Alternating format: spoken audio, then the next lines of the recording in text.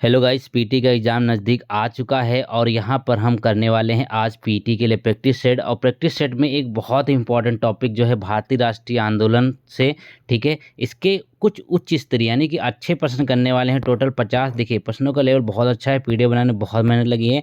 तो एक बार पूरा देख लीजिएगा, उसके बाद ही डिसाइड करना है कि लाइक करना है कि डिसलाइक करना है।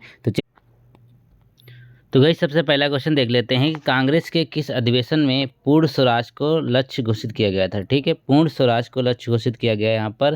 तो इसका करेक्ट आंसर होगा ऑप्शन नंबर ए, यानी कि लाहौर 1929 में। ठीक है, आरओ में हाल ही में ये प्रश्न पूछा गया था, जो बहुत ही शानदार प्रश्न है आपके लिए। ठीक है, सारे के सारे जो क्वेश्चन मैं कराऊंगा वो सब आपके लिए वेरी इंपॉर्टेंट हैं, क्योंकि पीटी अब अच्छा क्वेश्चन पूछ रहा है एग्जाम में।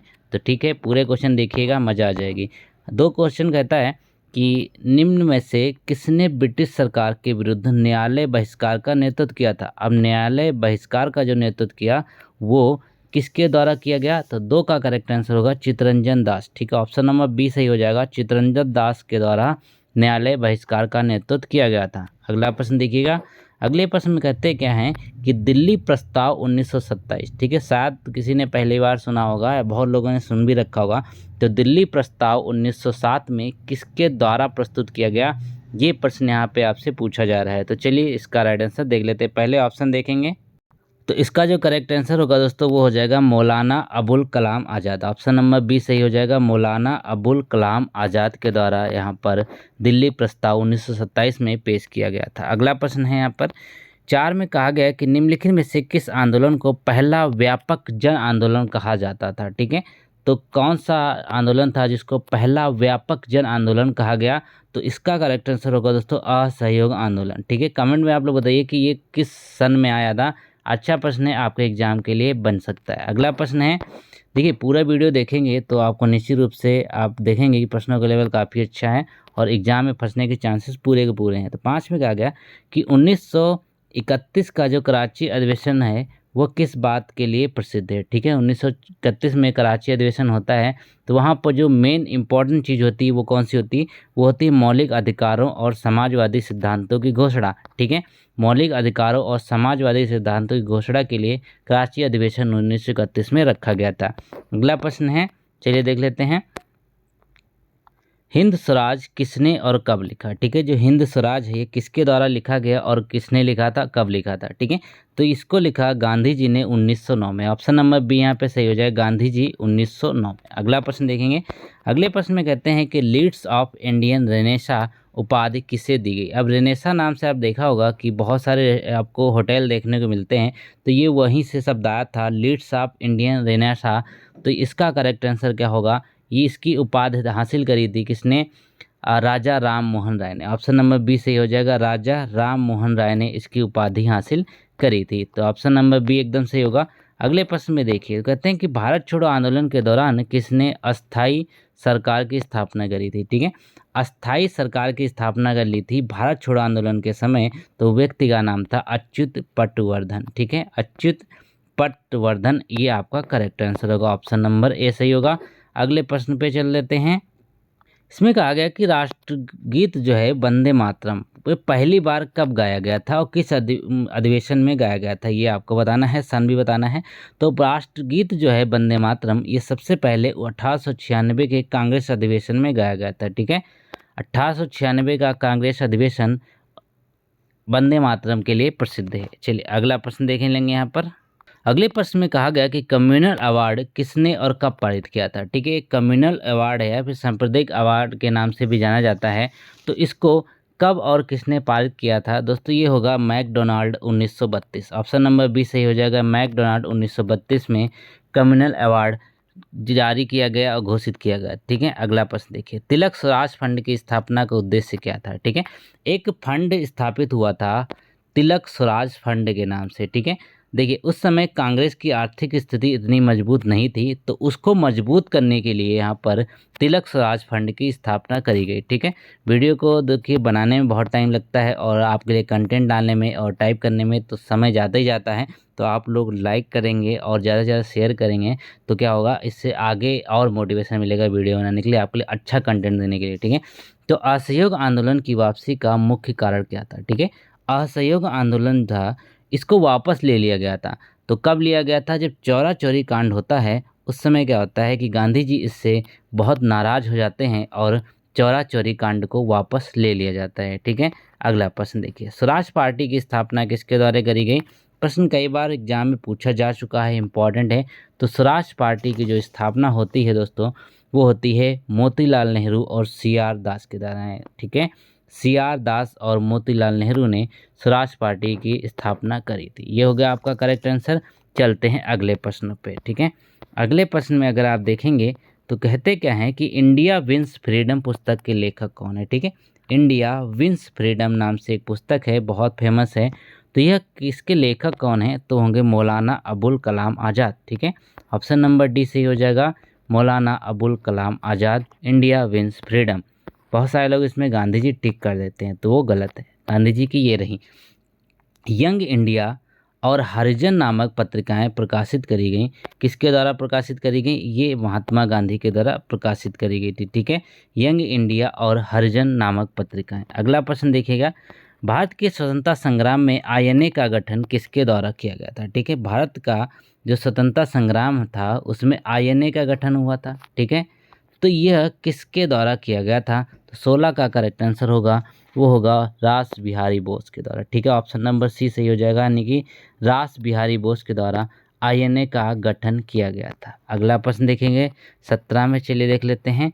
इधर ही है, किस योजना में भारत को स्वतंत्रता देने का सबसे पहले स्पष्ट वादा किया गया था? ठीक है, तो एक देखिए क्रिप्स मिशन आता है और इसमें कहा जाता है कि 17 में देखेंगे क्या, ठीक है, क्रिप्स मिशन आता है, उसमें कहा जाता है कि स्वतंत्रता देने का स्पष्ट वादा हम आपसे करते हैं, अंग्रेज ये कहते हैं इंडिया की जनता से। तो क्रिप्स मिशन यहाँ पे एकदम सही होगा। अगले प्रश्न पे 18 में देखिए, तो कहते क्या है कि क्रांतिकारी आंदोलन का केंद्र कौन सा शहर था? ठीक है, क्रांतिकारी आंदोलन जो है इसका एक शहर था, वो कौन सा था? कोलकाता। कोलकाता में ज़्यादातर या फिर क्रांतिकारी आंदोलन हुए, क्रांतिकारी नेता हुए, सब कोलकाता से ही हुए, क्योंकि उस समय बहुत ही प्रमुख शहर था अंग्रेजों के लिए और इंडियंस के लिए। अगला प्रश्न देखिए, दांडी यात्रा की दूरी लगभग कितनी थी? और यहाँ पर देखिए ये प्रश्न पूछा जाता है।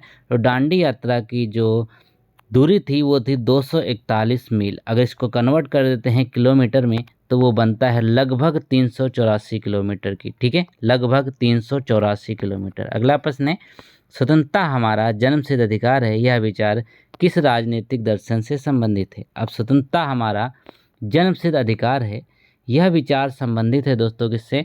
तो 20 का करेक्ट आंसर यहाँ पे मैं आपको बताता हूँ, ये है उग्र राष्ट्रवाद थे। ठीक है, उग्र राष्ट्रवाद का मतलब क्या है? वो लोग हिंसा मानते थे, अहिंसा पे बिल्कुल भी ध्यान नहीं देते थे। तो स्वतंत्रता हमारा जन्मसिद्ध अधिकार है, इसमें एक जोश है, स्फूर्ति है, तो वो उग्र राष्ट्रवाद की ओर इंगित करता है। अगला प्रश्न देखिएगा, अगले प्रश्न में कहा गया कि गदर पार्टी की स्थापना कहाँ पे हुई थी? ठीक है, जो गदर पार्टी है उसकी स्थापना हुई थी सैन फ्रांसिस्को। सभी लोग इसको जानते हैं, सैन फ्रांसिस्को इसका करेक्ट आंसर होगा।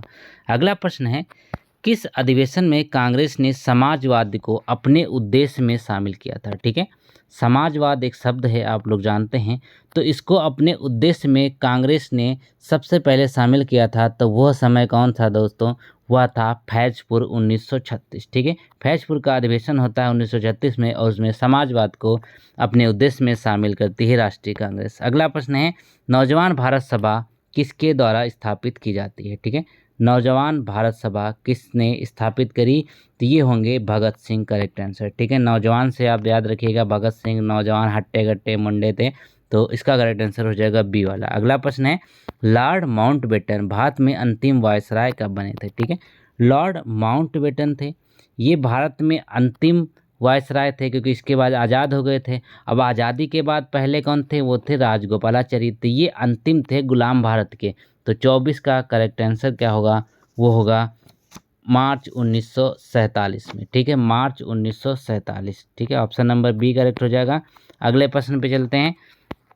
अगले प्रश्न में कहा गया प्रश्न नंबर 25 देखिए, ये प्रश्न बहुत अच्छा है। किसने कहा था कि यदि कांग्रेस समाजवादी नहीं बनेगी तो वह इतिहास के कूड़ेदान में फेंक दी जाएगी? ठीक है, मतलब क्या है, अगर समाज की तरफ समाज को लेके नहीं चलेगी तो वो फेल हो जाएगी बुरी तरीके से। इसको कहा था जवाहरलाल नेहरू ने। ऑप्शन नंबर डी यहाँ पे सही हो जाएगा, जवाहरलाल नेहरू इसके करेक्ट आंसर होंगे। अगला प्रश्न यहाँ पे कहता है कि किसे भारतीय क्रांतिकारी आंदोलन का ब्रेन कहा जाता है या फिर दिमाग कहा जाता है? ठीक है, तो भारतीय क्रांतिकारी आंदोलन का दिमाग या ब्रेन कहा गया तो वो कौन से हो जाएंगे? तो 26 का करेक्ट आंसर होगा दोस्तों Ras Bihari Bose. Option number C यहाँ पे सही हो जाएगा, रास बिहारी बोस, ये आपका करेक्ट होगा। अगला प्रश्न देखिएगा, अगले में कहा गया कि भारत की संविधान सभा की स्थापना किस योजना के तहत हुई थी? ठीक है, अब भारत के संविधान सभा की बात तभी होती है जब कैबिनेट मिशन आता है 1946 में, तो क्या होगा, ए आपका एकदम सही हो जाएगा, यानी कैबिनेट मिशन में संविधान सभा की स्थापना की बात कही जाती है और इसी में तय हो जाती है ये बात। अगला प्रश्न देखिए, किस ब्रिटिश प्रधानमंत्री ने भारत की स्वतंत्रता को अपरिहार्य कहा था? अपरिहार्य का मतलब होता है नॉन अवॉइडेबल, मतलब क्या है, आप स्वतंत्रता देनी ही पड़ेगी, इसको अवॉइड नहीं किया जा सकता। तो इसके ये बात को कहा था इटली ने। ऑप्शन नंबर बी यहाँ पे सही हो जाएगा, इटली के द्वारा इस बात को कहा गया। बी यहाँ पे एकदम सही हो जाएगा। ठीक है, अगले प्रश्न पे चल, अगले प्रश्न में देखिए तो कहा गया कि सुभाष चंद्र बोस को नेताजी किसने संबोधित किया था? नेताजी कह के संबोधित किया सुभाष चंद्र बोस को, तो वह होगा 29 का करेक्ट आंसर क्या होगा दोस्तों?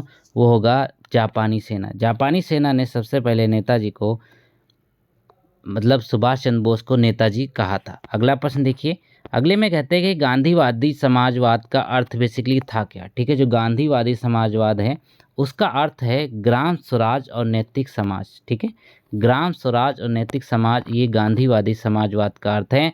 तो ऑप्शन नंबर सी एकदम करेक्ट होगा। अगला प्रश्न देखिए, इसमें कहा गया कि निम्नलिखित में से क्रिप्स मिशन का एक हिस्सा नहीं था, ये आपको बताना है। तो सिंपल सी बात है, लिनलिथगो इसके हिस्सा नहीं थे, क्रिप्स थे और अलेक्जेंडर थे। ठीक है, तो लॉर्ड लिनलिथगो इसके करेक्ट आंसर हो जाएंगे। ऑप्शन नंबर बी यहाँ पे एकदम सही होगा। अगला प्रश्न देखिए, त्रिपुरी कांग्रेस अधिवेशन 1939 में कांग्रेस अध्यक्ष के रूप में किसे नियुक्त किया गया था? अब 1939 की बात कर रहे हैं तो बहुत ही अच्छा प्रश्न बन के आता है। तो ये कौन थे? सुभाष चंद्र बोस। चलिए ऑप्शन देख लेते हैं, ज़्यादा क्लियर होगा। तो इसका करेक्ट आंसर क्या हो जाएगा? सुभाष चंद्र बोस। ठीक है, ऑप्शन नंबर ए यहाँ पे सही होगा, त्रिपुरी का अधिवेशन किया था इन्होंने। अगला प्रश्न देखिए, स्वराज पार्टी का जो उद्देश्य था वो क्या था? ठीक है, तो स्वराज पार्टी का बेसिकली जो उद्देश्य था वो था विधायिकाओं के भीतर जाकर विरोध करना। मतलब क्या था कि बड़ी बड़ी जगह पे पहले आप जाइए और फिर वहाँ से विरोध कीजिए, ये स्वराज पार्टी का उद्देश्य था बेसिकली। ठीक है, अगला प्रश्न देखिए, भारत छोड़ो आंदोलन के दौरान बनी आज़ाद सरकार का प्रधानमंत्री कौन था? ठीक है, अब भारत छोड़ो आंदोलन के समय आज़ाद सरकार की घोषणा करी जाती है, एक बेसिकली यहाँ पर अस्थाई सरकार बनाई जाती है जिसका नाम होता है आज़ाद सरकार। तो इसके राइट आंसर क्या होंगे दोस्तों? 34 का वो होगा नेताजी सुभाष चंद्र बोस। ठीक है, नेताजी सुभाष चंद्र आज़ाद सरकार के प्रधानमंत्री होते हैं बेसिकली। अगला प्रश्न कहता क्या है, सुभाष चंद्र बोस ने आज़ाद हिंद फौज का मुख्यालय कहाँ बनाया था? ठीक है, अब देखिए, सुभाष चंद्र बोस ने आज़ाद हिंद फौज का जो मुख्यालय बनाया वो कहाँ पे बनाया? तो 35 का करेक्ट आंसर होगा सिंगापुर। सिंगापुर इसका करेक्ट आंसर हो जाएगा। अगले प्रश्न पे चलते हैं, तो इसमें कहा गया कि लॉर्ड वेवल योजना किस सम्मेलन से जुड़ी हुई है? ठीक है, जो लॉर्ड वेवल योजना है ये किस सम्मेलन से जुड़ी हुई है? तो 36 का करेक्ट आंसर होगा दोस्तों, वो हो जाएगा शिमला सम्मेलन। ठीक है, ऑप्शन नंबर ए सही हो जाएगा, लॉर्ड वेवल योजना शिमला सम्मेलन से जुड़ा हुआ था। अगला प्रश्न देखिए, नीचे में कौन सा नेता सशस्त्र संघर्ष का समर्थन नहीं करता था? मतलब क्या है, जो हिंसावादी नहीं था, अहिंसावादी था। तो भगत सिंह, चंद्रशेखर आजाद, राम प्रसाद, ये सब क्या थे, ये सशस्त्र संघर्ष करने वाले थे। लेकिन गांधी जी क्या थे, ये अहिंसावादी थे, इन्होंने कभी हथियार नहीं उठाया, ये बात यहाँ पर कही जा रही है। अगला प्रश्न देखिए, लाला लाजपत राय की मृत्यु किस कारण हुई थी? अब लाला लाजपत राय की जो मृत्यु हो गई थी तो वो किस कारण हुई थी? देखिए, साइमन कमीशन का विरोध कर रहे थे कि साइमन गो बैक के नारे लग रहे थे, उसी समय लाठीचार्ज हो जाता है और लाला लाजपत राय की मृत्यु हो जाती है। अगला प्रश्न देखिए, क्रांति की तलवार विचारों की शान पर तेज होती है, यह कथन किसके द्वारा कहा गया था? ठीक है, क्रांति की तलवार जो है वो विचारों की शान पर तेज होती है, तो ये कथन फेमस है, कहा गया था दोस्तों किसके द्वारा? ये कहा गया भगत सिंह के द्वारा। ऑप्शन नंबर सी यहाँ पे करेक्ट हो जाएगा, भगत सिंह। अगला प्रश्न है, अगले प्रश्न में कहा गया 40 में, देखिए 40 में कहा गया कि जो सरोजनी नायडू थी इनको क्या उपाधि दी जाती है। ठीक है, सरोजनी नायडू को कौन सी उपाधि दी जाती है, तो 40 का करेक्ट आंसर क्या होगा, वो होगा यहाँ पर भारत की कोकिला, यानी कि सरोजनी नायडू को हम भारत की कोकिला के नाम से जाने जाते हैं क्योंकि ये इनको उपाधि दी गई थी। अगला प्रश्न देखिए, अगले प्रश्न में कहा गया कि भारत का स्वदेशी आंदोलन निम्नलिखित में से सबसे पहले कौन सा था। अब जो स्वदेशी आंदोलन बेसिकली पूछा जाता है वो कौन सा था, वो था बंगाल विभाजन के विरुद्ध आंदोलन। बंगाल विभाजन किया जाता है लॉर्ड कर्जन के द्वारा 1905 में। उसी समय स्वदेशी आंदोलन चलता है जिसके तहत विदेशी कपड़ों की होली जलाई जाती है। अगला प्रश्न देखेंगे, अगले में कहा गया कि कांग्रेस के किस अधिवेशन में पहली बार हिंदी को कार्य भाषा के रूप में अपनाया गया था।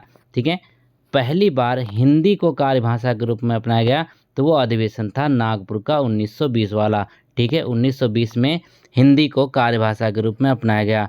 अगला प्रश्न क्या है, इसमें कहा गया जो इंडियन सोशियोलॉजिस्ट है इसकी मतलब इसको किसने शुरू किया था। ये नाम की पत्रिका थी इंडियन सोशियोलॉजिस्ट, तो इसको शुरू करने वाले जो व्यक्ति थे वो थे श्याम जी कृष्ण वर्मा। ठीक है, श्याम जी कृष्ण वर्मा, ये आपके करेक्ट आंसर हो जाएंगे, ऑप्शन नंबर सी। अगला प्रश्न देखेंगे, अगले में कहा गया कि किसने कहा था गांधी जी का सत्याग्रह गरीबों का हथियार है। ठीक है, तो अब गांधी जी का जो सत्य के लिए आग्रह था, सत्याग्रह, वो गरीबों के लिए हथियार है, इसको कहा था बीजीटी यानी कि बाल गंगाधर तिलक ने। तो 44 का करेक्ट आंसर क्या हो जाए, माफ़ कीजिएगा तिलक नहीं होंगे इसके। ठीक है, तो इसके होंगे 44 का करेक्ट आंसर होगा बेसिकली नेहरू, जवाहरलाल नेहरू ने कहा था कि गांधी जी का सत्याग्रह गरीबों का हथियार है। ठीक है, ऑप्शन नंबर यहाँ पे सही होगा। अगला प्रश्न देखिए, संपूर्ण क्रांति का नारा किसके द्वारा दिया गया था। 1940 के दशक की बात हम यहाँ पे नहीं कर रहे हैं। तो संपूर्ण क्रांति का जो नारा दिया गया वो दिया गया था जयप्रकाश नारायण के द्वारा। ऑप्शन नंबर ए यहाँ पे सही हो जाएगा, जयप्रकाश नारायण के द्वारा। ठीक है, चलिए अगला प्रश्न देखिए, अगले में कहा गया कि freedom is my bright right and I shall have it. किसी ने कहा था कि आज़ादी हमारा जन्मसिद्ध अधिकार है और हम इसे ले के रहेंगे। तो 46 का करेक्ट आंसर है, ये हो जाएगा तिलक ने। ठीक है, बाल गंगाधर तिलक ने कहा था कि आज़ादी हमारा जन्मसिद्ध अधिकार है और हम इसे ले के रहेंगे। चलिए अगले प्रश्न पे चलते हैं। अगला एक प्रश्न बनता है कि पूना पैक्ट जो है वो किसके बीच हुआ था। ठीक है, पूना पैक्ट ये किसके किसके बीच हुआ था, तो गांधी और अंबेडकर के बीच में पूना पैक्ट होता है 1932 में। ठीक है, 1932 में, याद रखेंगे। चलिए ये हो गया। अगला प्रश्न देख लेते हैं 48 में। 48 में कहता है कि नीचे में कौन सा 1946 की नौसेना विद्रोह जो यहाँ पे था उससे संबंधित था। तो रॉयल इंडियन नेवी जो थी वो 1946 के नौसेना विद्रोह से संबंधित थी। अगला प्रश्न है, असहयोग आंदोलन के दौरान किस यूनिवर्सिटी की स्थापना स्वदेशी उद्देश्य से की गई थी। ठीक है, एक आंदोलन हुआ असहयोग आंदोलन, उसके बाद एक यूनिवर्सिटी की स्थापना करी गई स्वदेशी उद्देश्य से। तो यहाँ पर क्या होगा, 49 का करेक्ट आंसर वो होगा जामिया मिलिया इस्लामिया, ये आपका करेक्ट आंसर हो जाएगा। अब चलते हैं अगले प्रश्नों पे। में कहा गया गांधी इरविन समझौते के तहत निम्न में से कौन सा इसमें शामिल नहीं है। गांधी इरविन समझौते में देखिए राजनीतिक बंदियों की रिहाई ये तो शामिल था, नमक बनाना अपराध नहीं रहेगा ये भी शामिल था, द्वैध शासन समाप्त करना ये इसमें शामिल नहीं था। तो ऑप्शन नंबर सी यहाँ पे करेक्ट हो जाएगा। चलिए अब देखते हैं क्या 50 क्वेश्चन हमने किए। प्रश्नों का लेवल जो था हमने रखा मॉडरेट, क्योंकि ऐसे प्रश्न घुमा के आयोग पूछ रहा है। पिछले प्रीवियस से उठा के देख लीजिए। वीडियो पसंद आई है तो इसको लाइक ज़रूर करें। मिलते हैं नए वीडियो में, तब तक के लिए थैंक यू सो मच।